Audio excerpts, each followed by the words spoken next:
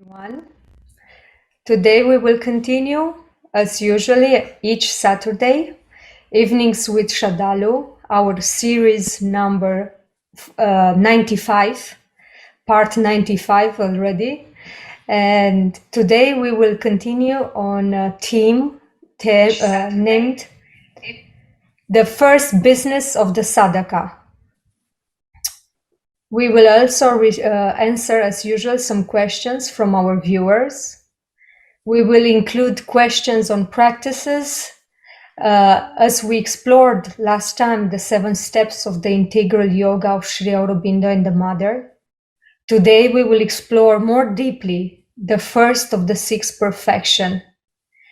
As you all know, my name is Alina, and together with Joel from Auroville, we will be hosting this evening. Namaste, Joel.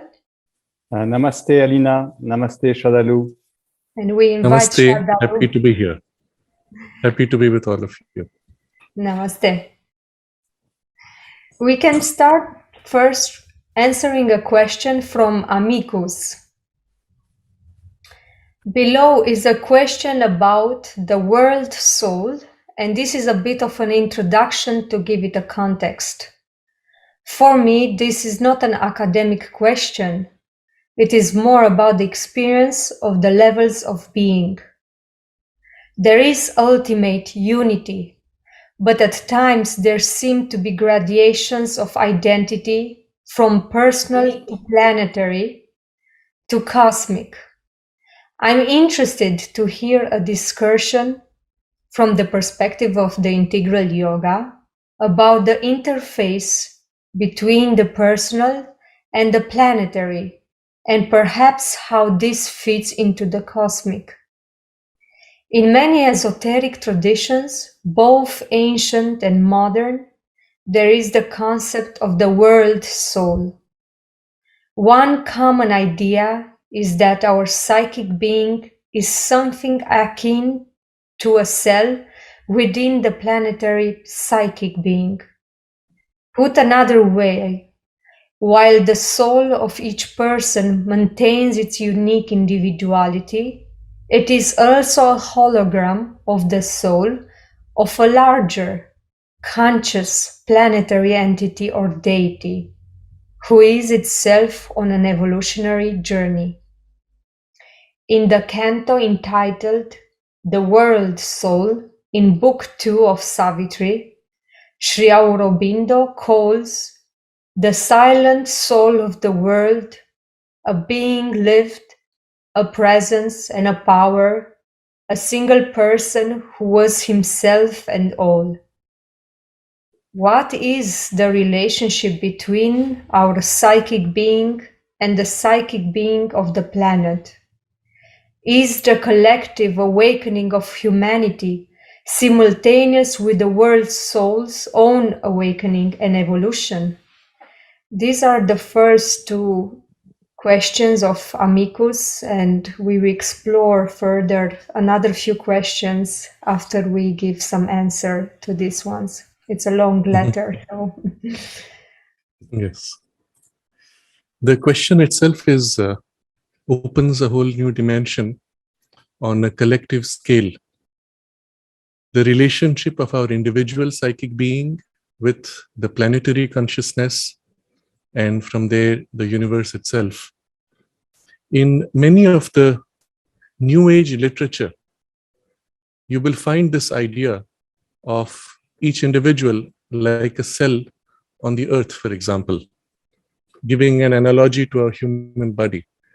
The problem with that analogy is, as in the human body, each cell is bound to its limited role. If it changes too much, if it grows too much, well, it becomes cancerous and harms the body. So the nature of this image, this symbol, or this relationship, which you will find very popularly among many New Age groups, is in fact extremely harmful to an individual evolution. It even goes to a perversion which can be used to justify the enslavement of humanity by declaring that each one has his set fixed role in the machinery that is society. And so you are bound like a slave to your little role and cannot outgrow it, because then you will destabilize the collective good. And all of these ideas derive from this basic relationship of individual as a cell in the collective consciousness. The spiritual view is different, and I'm saying this generally, not just Sri Aurobindo. The spiritual view is, and at least in the Indian tradition, is that each individual is one with the original divine consciousness. Sri Aurobindo elaborates on this in a way that I have not seen in other Indian traditions, but it is not in conflict with other Indian traditions. It's just that Sri Aurobindo gives us a richer understanding. Not only is each individual one with the origin, but the universe is one with the origin. And so the universe and the individual are, in a sense, equally important, equally wholly an expression of the divine. But with something special, the individual can grow unendingly to a full realization of his divinity. The universe cannot of its own grow enough. It can only grow up to a certain point, and the individual being in the universe makes possible in the universe the awakening of the full divinity. So in a sense, the universe itself concentrates its efforts on the individual to assist this awakening. But if the individual did not grow, the universe could not grow beyond a point. And the point is, of course, what mechanical evolution can take it to. Beyond that, a conscious evolution would require the individual participation. So the individual now is no more a cell in the universe, or for that matter on planet Earth, but an equally independent being whose relationship with planet Earth or the universe is one of a free participant and even of a creator. Now, to look at this specific question of the psychic being of the individual and the psychic being of the planet, what is the relationship? The term used for the planet, we may use the psychic being because there is a psychic aspect, presence, or soul to planet Earth, Mother Earth, we will say, even in her aspect of divinity, around which the physical globe of the Earth forms. We can even say that the physical globe could form because there was this divine presence around which it could coalesce. We can even say the full efflorescence of evolution on planet Earth is an expression of that divine presence. And yet, the nature of that evolution or the growth of that consciousness is limited within the type, which is a planetary type. And that's why Sri Aurobindo uses this phrase, typal beings. Even the gods of the higher worlds are typal beings because they are fixed in the type of consciousness that they represent. They may grow within the type, but it does not represent the evolutionary potential that exists in the individual human being. And this distinction is very important. So to that extent, we may even say Earth's evolution depends on the awakening of the individuals on Earth. Or rather, as we grow, planet Earth receives the benefit of that growth. So to the specific question of the relationship of our psychic being with the psychic being of the planet, we will say there is an affinity naturally because something within us chooses this as our space of evolution. And it is our evolution that makes possible the higher possibilities or awakening of the planetary consciousness. As human beings grow into mentality, for example, the planetary mental consciousness can begin to be expressed, can begin to be organized, can take on a distinctive form. As a result, though, we tend to take rebirth generally within the same planetary space because of that affinity of the psychic being. If we were to go to a different planet, the feeling of that affinity would be very different. And we may feel, oh, this is a beautiful place, but my home is there with Mother Earth. That feeling comes from the relationship of the psychic being with Mother Earth. The second part of this question is the collective awakening of the humanity simultaneous with the awakening of this? Well, she has used the word world soul as awakening and evolution. Well, I wouldn't say the planet Earth would be the world soul in this case. Planet Earth represents the planetary evolution. Collective awakening of humanity will assist or help the planetary consciousness awaken. But the world soul now has to be seen differently. And this we will take a few moments to clarify. The problem with the term world soul is that it could be understood in many ways, and each tradition would give to it a different meaning. Just as an analogy, Sri Aurobindo uses the word supermind to represent a state of consciousness which is above the intellect, above the human mind, which is at its essence a consciousness of oneness. There are others who have used the word supermind to represent an exaggerated form of human intelligence, as Nietzsche's Superman is just a stronger, more powerful, vital ego being. And so the meanings are completely different and even contradictory. Similarly, someone else in recent times has used the word supermind to mean collective mind. So in his community, he wants to create a collective mind where everybody would be subsumed by this group mind, and he calls that supermind. So one has to be careful, even if the phrase is used in different communities or traditions, they may mean completely different things. So the same with the world soul. By world soul, many people would have used it to mean something like a collective soul. Sri Aurobindo uses it differently, and we fully understand this when we see the entire canto in Savitri, which is titled The World Soul.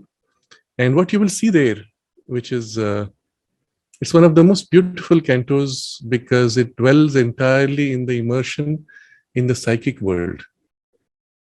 So Ashwapati is drawn into this inward passage, and the whole movement inward to the psychic presence is described, but not only at an individual level. As he moves to that psychic space, Sri Aurobindo describes the nature of that consciousness, and I'm tempted to share a few lines from there. It would be worthwhile since we are speaking about it.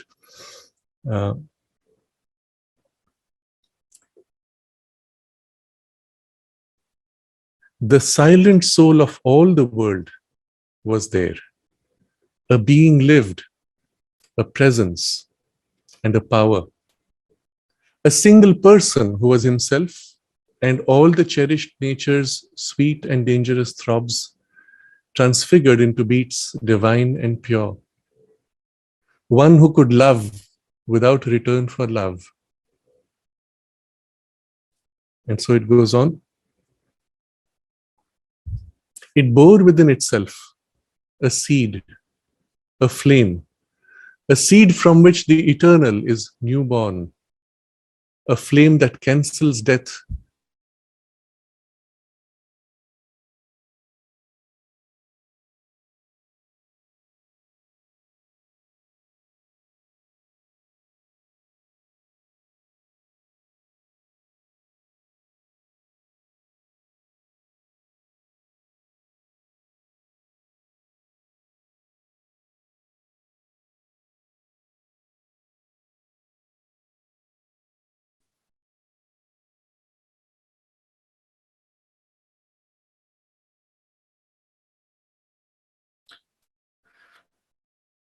Can you hear me now? Yes, we just had 2 minutes, I Yes, think. I'm having some problem with Zoom, which crashes repeatedly. I'm sorry for this. We didn't hear the last verses. Yes. It bore within itself a seed, a flame, a seed from which the eternal is newborn, a flame that cancels death in mortal things. The intimacy of God was everywhere. No veil was felt. And so this is the description of the psychic, not just the individual psychic, but the psychic world in which the individual psychic is experienced. And here, a formless spirit became the soul of form, and he is describing the psychic being. But in this world of the psychic being, all there was soul or made of sheer soul stuff. There's no thought, there's no emotion, but it is held in the psychic presence, including the knowledge and the love. But the soul itself was its own deathless form.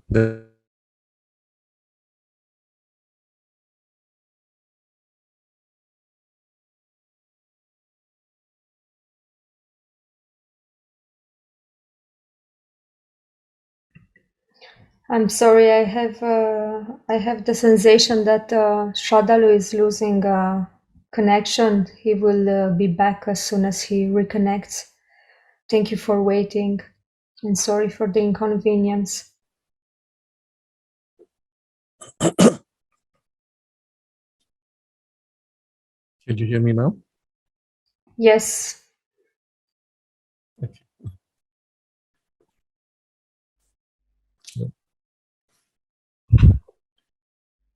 So in this world, well, there are beings, but body was not there. For bodies were needed not. The soul itself was its own deathless form and met at once the touch of other souls. Close, blissful, concrete, wonderfully true. The realm of the psychic being is not an abstraction. It is concrete, blissful in contact, in intimacy, as deep as can be, if you could imagine true intimacy. And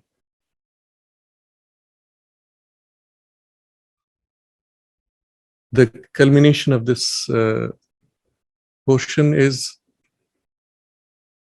for world and self were one reality. So it is in the psychic being that we experience the self meeting the world as one continuum. And therefore it is through the psychic that we aim to realize the self. And here we get the clue of the true sense of the world soul. The soul of the world, and this means here the entire cosmos, is the psychic world at the core of this cosmos. But the psychic world is not a plane in evolution. It is the backdrop that supports all the planes, where the self meets the world, and the two are one. This is the world soul, the soul of all creation, in which our psychic lives. It belongs to this world. It is also the world where the formless meets form and takes on the sense of the essence of form as the individualized psychic being or many psychic beings, entering then the domain of form, taking on material of the mind, life, and body to create forms, and so on.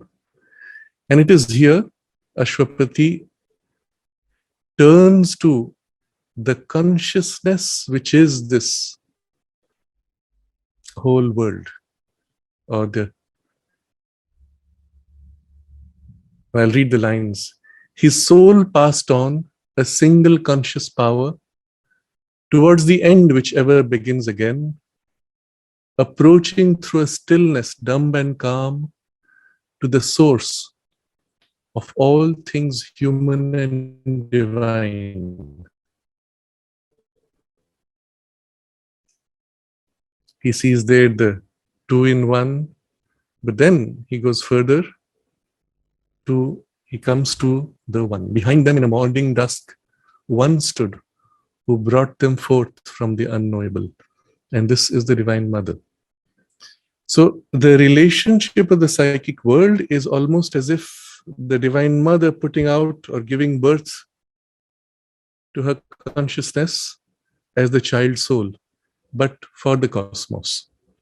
In this world are then the individualized psychic beings who enter the full play of the manifestation. So now we understand the world soul in this sense, the soul of the entire cosmos, but it is also the domain of the human individual soul, which are of the same grade. So the questioner has got this connection, this insight, let's say, of the relationship of these two.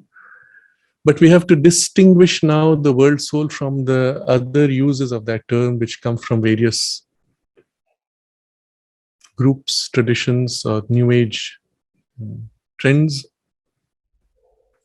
So the collective awakening of humanity is not the same as the world soul.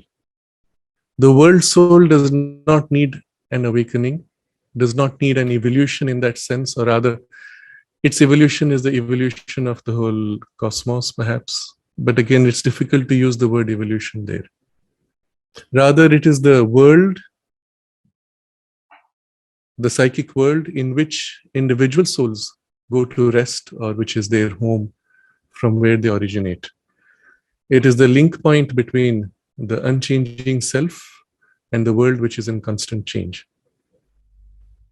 So we have discussed the relationship between the psychic being of the individual and the psychic being of the planet. The collective awakening of humanity has no relation to the world soul itself, except the psychic being in us is belonging to that domain. I think we could go to the next question. So the next question is the full descent of the supramental the culmination of this process? So it is in the soul's evolution, the psychic being's evolution, as it develops the possibilities of the mind, life, and body, makes them rise to their highest possibilities. As long as they are made of substance, which is divided, they can never reach their highest perfection. It is there that the supramental consciousness, which is the origin, the oneness which becomes many, that taking up the substance and transforming them into its oneness, expressed now in these grades, makes perfect the evolution. So the full descent of the supramental will make perfect mind, life, body, make them perfect vehicles for the psychic being's full expression. But it does not mean the evolution of the psychic being is completed. Even in a supramental form and body, there is a continuing evolution of the powers that it can express, but now in a perfected instrument. But still the powers it can draw out and powers it can develop and manifest would continue to develop. So Mother describes how even in the supramental world, each one is as if in their form representative of their current grade of evolution. So we cannot say that the descent of the supramental is a culmination. I would say rather it is the beginning of a new stage in evolution, where no more we have to struggle with the material through which we express. That now is made capable of free expression of our divine potential. Now we work to develop the powers that we can express, and even powers which are so far unmanifest, not yet, they're waiting to manifest, which we could bring into creation as conscious participants, to use a relatively modern phrase, as co-creators in this divine manifestation. The next question. I like how it sounds being a co-creator. Yes. The third question of Amicus. As contact develops, does our experience of our psychic being begin to interface with the global psychic being so that at times the two become indistinguishable?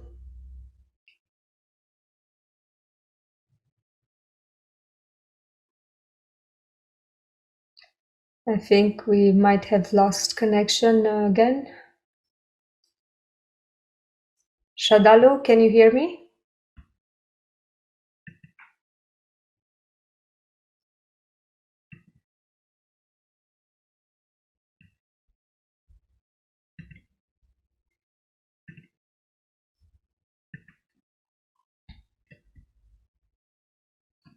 I think we have to be patient until he reconnects, and we are sorry for today's problems of internet connection or some technical problems.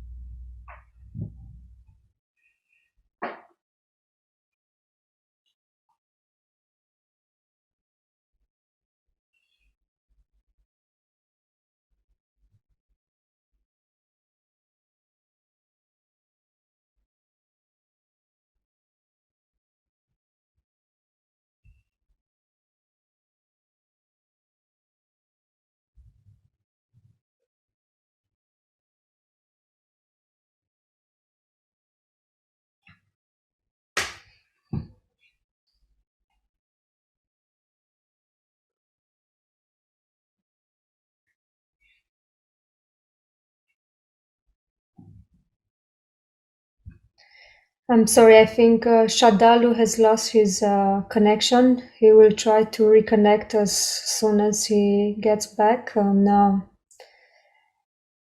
this occasion, I can thank you all participants for making comments and addressing questions in the live chat box. We would kindly ask you to address questions by sending emails at our email integralstudies .in@gmail.com, and we will be taking the questions in a following sequence according to our themes. With this occasion, I'm reading the comments left in the chat box. If by any chance Sraddhalu cannot reconnect, then we will continue our session next Saturday at the same time.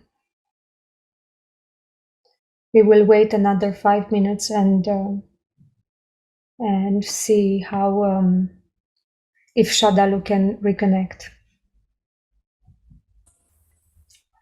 Okay, here you are. You're back. I'm so sorry. I don't know. Zoom seems to be crashing repeatedly, and I hope it's still streaming on. It is streaming. It's still streaming live. Okay. Okay. So I don't know what to do about this, but we'll just continue, I suppose.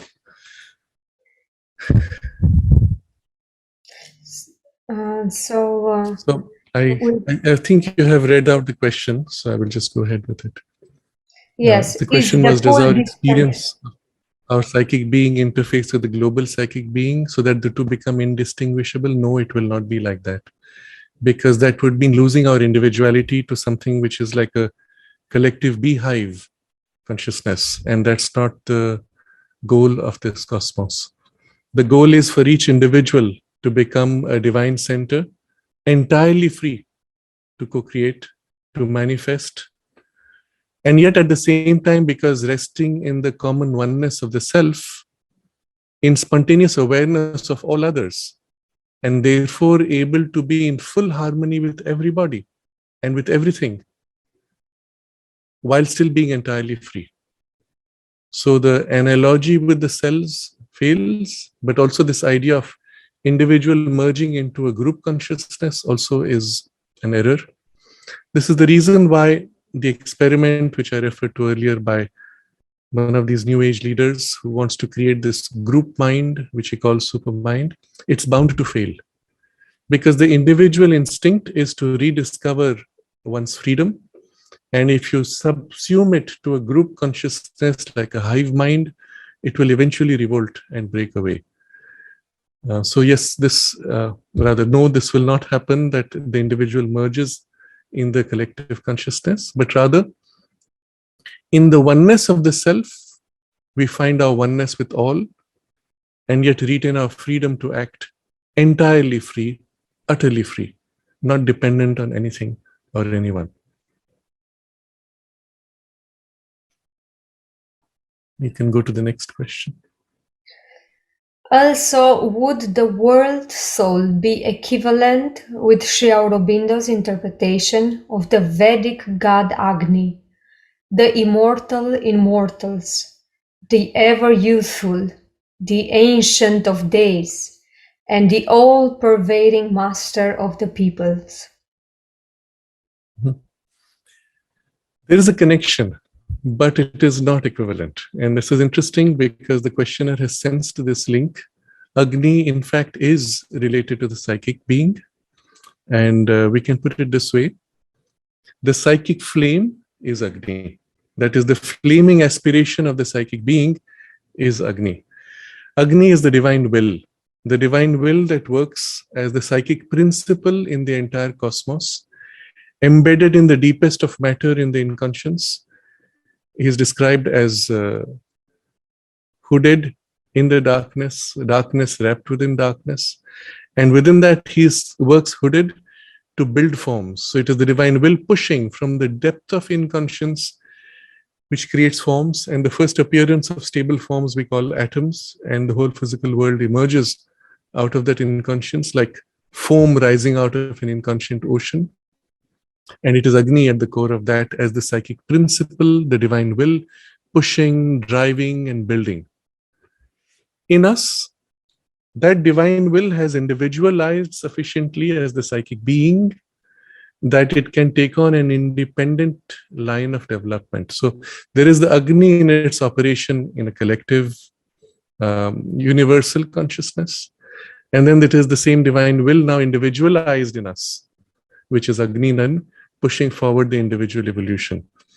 So yes, there is a connection. The world soul is to that extent the domain of the psychic being, and so there's the link with Agni, but this is not the same thing as the world soul. So there's some connection, as you've seen the questionnaire has perceived, but we need to make this distinction. And I think much of the confusion came from the new age ideas which are associated with the term world soul. Having said this, I want to take this discussion a step further and link it to Vaibhav's question from last time, where we spoke of what is the psychic being and the relationship with our surface personality. And I thought in retrospect that we missed an important aspect of the answer, which is the subjective experience. I am not the psychic being, and yet I find or feel or receive an influence of something within me that is the psychic being. What is this relationship? And I will question from amicus with Vaibhavs for this last part of the discussion. Subjectively, when we first enter in relation with the psychic presence within us, we feel it as ourselves, but more truly, more deeply, more real somehow. When it is not felt, we feel ourselves as empty, hollow, meaningless, purposeless, no sense of direction. Yes, I can push with my desire to find a direction and purpose in life, but when the desire tires, I find everything is pointless and hollow. There's no real lasting meaning to it. When the psychic being returns as an influence, I find, oh, everything is now meaningful. So I realize the sense of meaningfulness comes from that deeper presence, which somehow gives me the sense of purpose, this I, which is the only thing I know. So the sense of purpose comes in the first contact with the psychic being, but also with it, suddenly, I'm not happy with this. What do I aspire for? And the ideals begin to become real. They call me. So you may, as an artist, seek an ideal of perfect beauty, perfect expression of art, some perfection in form. Or in your emotions, you may conceive of a perfect and true love that can perhaps exist. And I know it can exist because I feel it as the very nature of the psychic influence that touches the emotions. Or it conceives of perfect knowledge or flawless knowledge, error-free. And all that is possible again because the psychic knows that it awakens in the mind the seeking for this. But then it doesn't end there. At some point when that presence comes forward in a vast influence or a strong influence, I suddenly feel, oh, this is truly me. I am truly myself. And if it opens to an inner dimension more completely, I meet this vast presence as if of the self, my inner being in some way or reflected in the inner being. It is a larger me and yet not me. Larger me, and I'm more that than this, and yet I am both. Initially. Later one begins to lean back into the true wider self. And then from there one feels the surface self like a little child playing in a playground or in a sand pit and kind of lost, half asleep, half awake. And from this wider consciousness, one has great patience and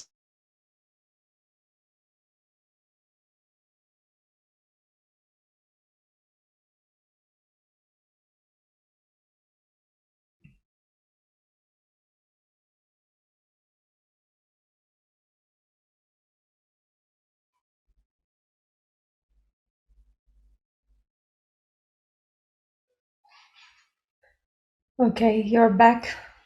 yes. Again, Zoom has crashed. I think what we will do is for today, we will complete with this question and keep the main theme, the first business of the sadhaka, for the next Saturday, because it will not be very helpful to have frequent breaks.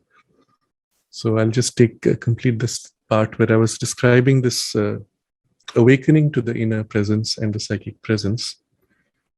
There is an experience where one begins to feel the psychic influence strongly, and the inner being that is felt as a wide, vast personality.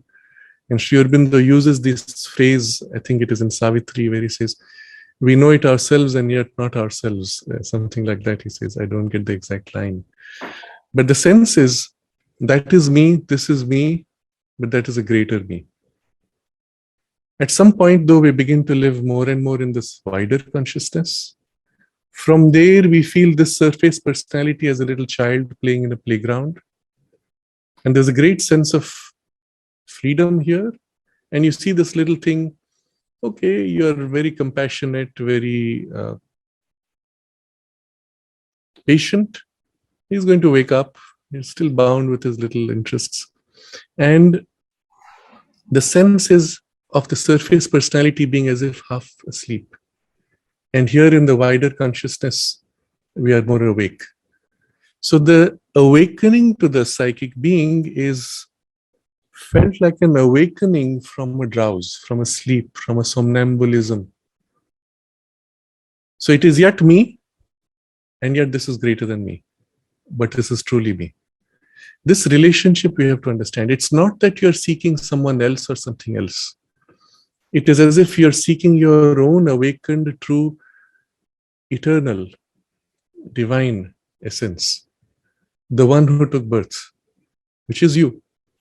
But it's as if you forgot and a screen was placed and now you're this little superficial toy like surface consciousness, like a mechanical program from which you awaken oh yes, this is why I took birth. This is what I am. I am immortal. I am eternal. And this is the senses of one of awakening into something which is essentially a diviner consciousness, more true, more lasting.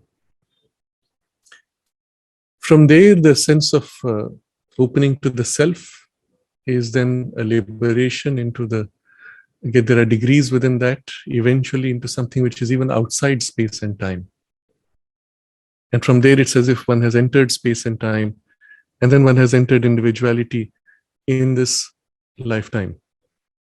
And so it is still degrees of awakening to your true sense of I, against which or relative to which this individual is like a half asleep being. So the relationship with the world, when we enter not the psychic being, but the self behind, of which the psychic is a special projection, is to experience the whole world as ourselves. And everything in the world is then within me, or we feel as if I am everything. Essentially, the sense of me is in everything, and I don't feel it as other. A feeling you can use as an analogy: when you touch your own hand, you know you're holding yourself, isn't it? And when we begin to live in the self, you touch an object, I'm holding myself, a part of me.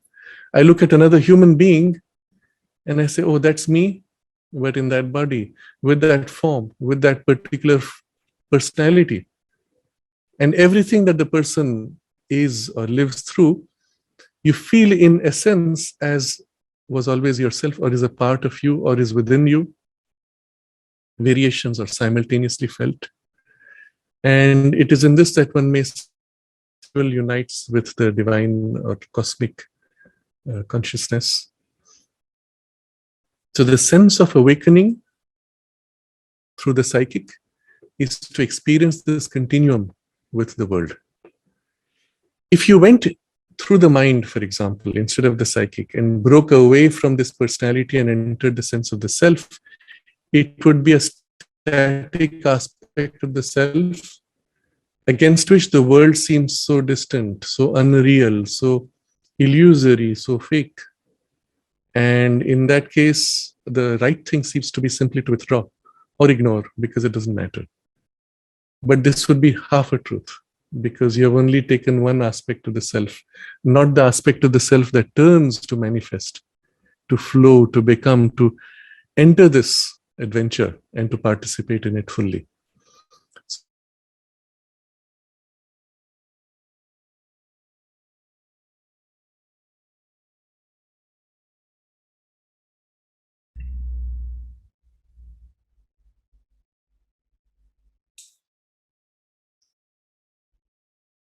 Apparently, there is another disconnection from Shadalu's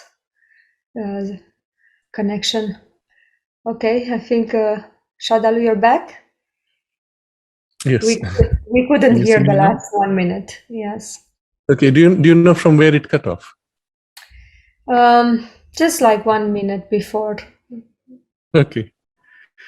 So I was describing how that experience where you are in the self and the world appears illusory is only half a truth, because you've got one side of the self, and not which is static, free of everything, but not the aspect of the self that chooses to flow, to manifest, to become the universe. Because it is you as self, in a sense, that chose to manifest, to enter them.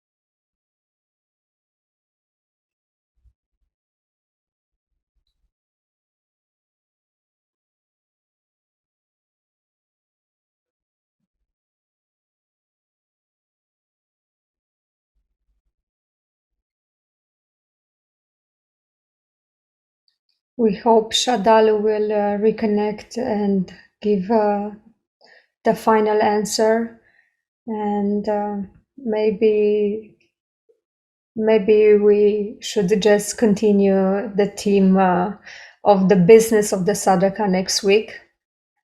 We will wait and see if Sraddhalu reconnects.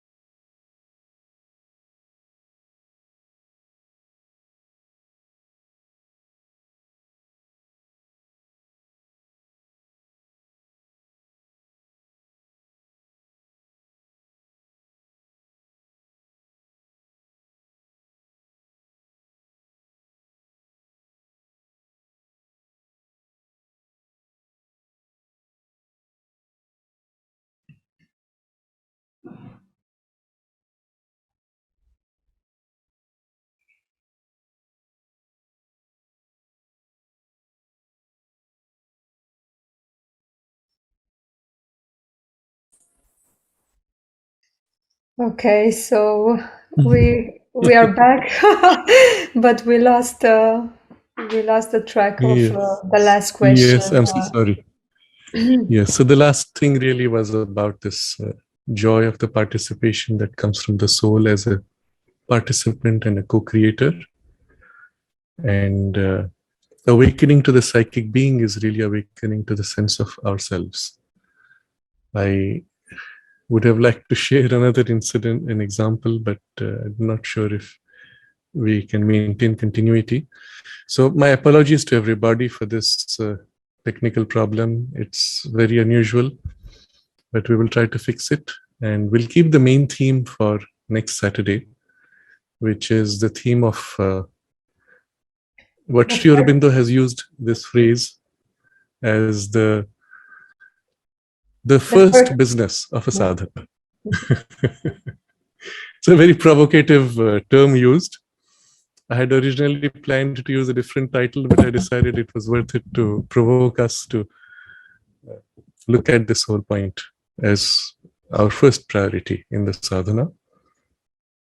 We will take this up next time. And I think for today, just this question and the theme of the psychic would be good enough for us to close. And perhaps we can meditate on this for a few minutes, on the sense of the divine presence in us, which gives all. We can take a moment to meditate on the theme of the psychic presence, the divine presence within us, which gives all meaning to life and which gives us or awakens in us the true sense of our immortality and our purpose in the world. And just close with this concentration together.